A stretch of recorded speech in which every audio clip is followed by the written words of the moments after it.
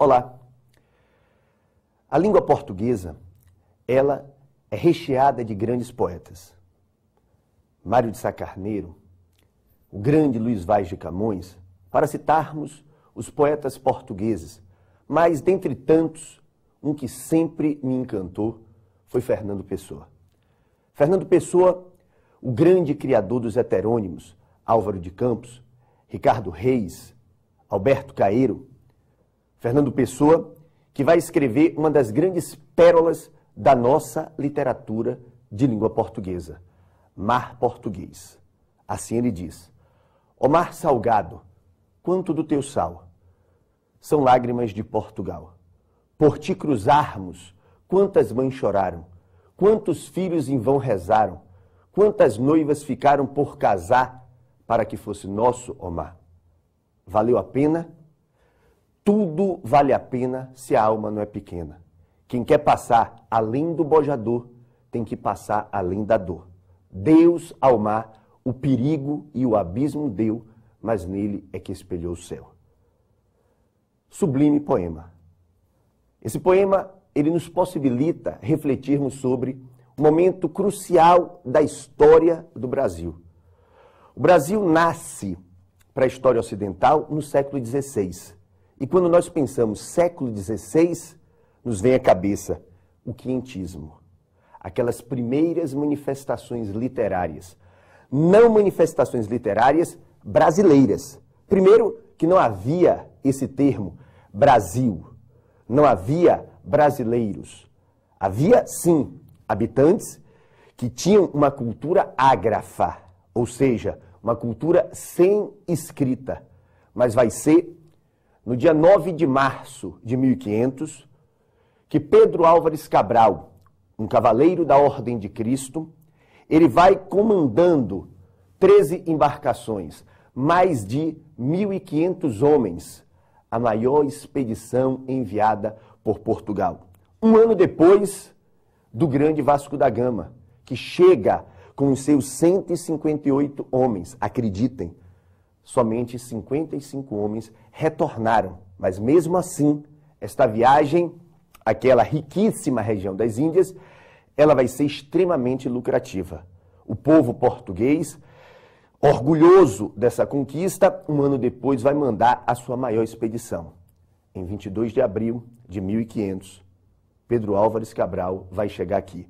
Depois de ter passado por uma série de intempéries, nós não podemos esquecer que os marinheiros, eles chegaram a comer sola de sapato, acreditem. Eles chegaram a comer animais mortos. Chegaram a beber a própria urina. Imaginem, valeu a pena? O poeta questionou. E ele mesmo respondeu: tudo vale a pena. Dos 1.500 homens que vieram com Pedro Álvares Cabral, somente 500 voltaram. E pensem, depois de 500 dias, o próprio Pero Vaz de Caminha não vai retornar. Ele vai morrer em Calicut, na Índia. Então nós estamos diante de uma literatura chamada literatura de informação.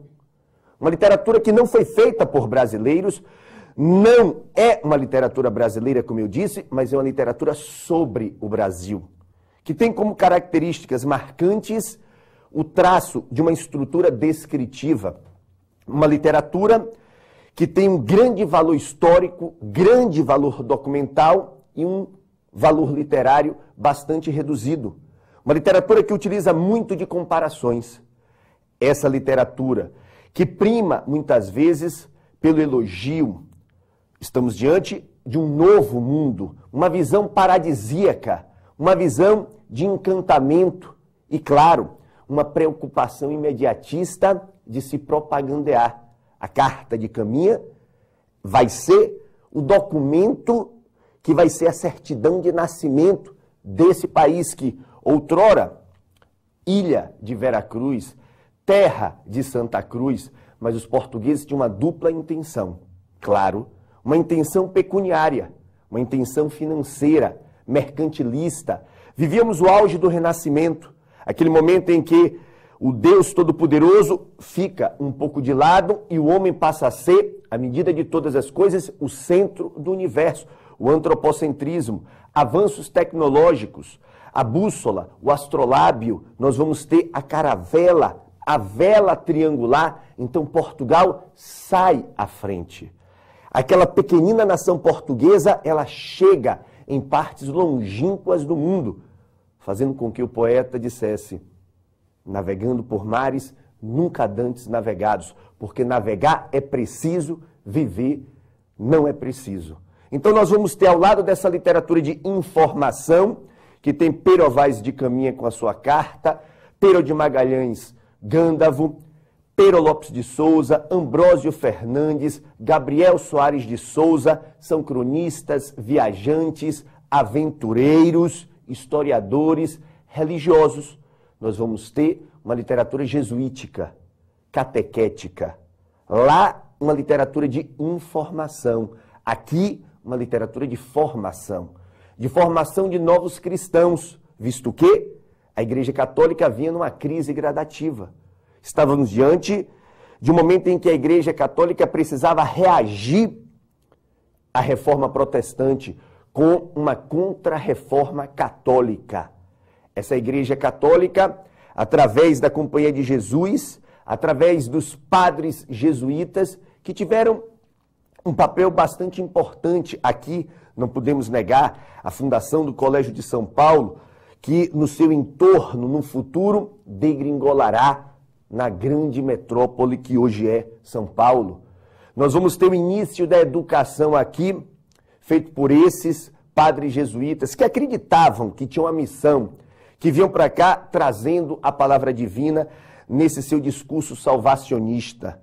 Então a gente vai ter como objetivo primordial dessa literatura jesuítica, que vai ser uma consequência da contra-reforma católica, que vai ser a melhor expressão artística de todo o período do quientismo, esses anos 500, esse século XVI, nós vamos ter a utilização de peças, ou seja, a dramatização para facilitar o processo catequético.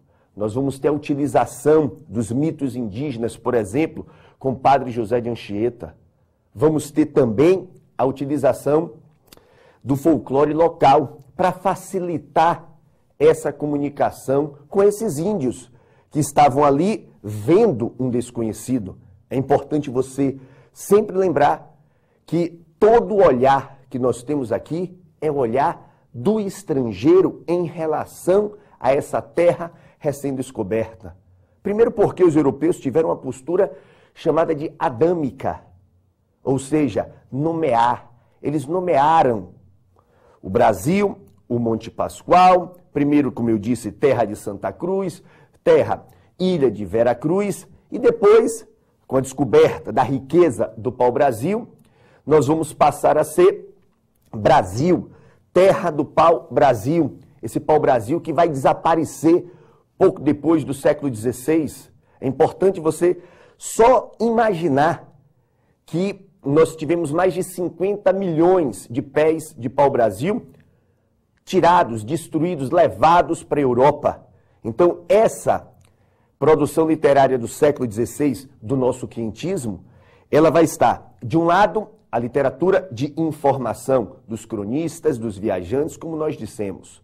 Do outro lado, uma literatura catequética jesuítica, de José de Anchieta, a principal figura, e de Padre Manuel da Nóbrega, um dos grandes catequizadores aqui do nosso país.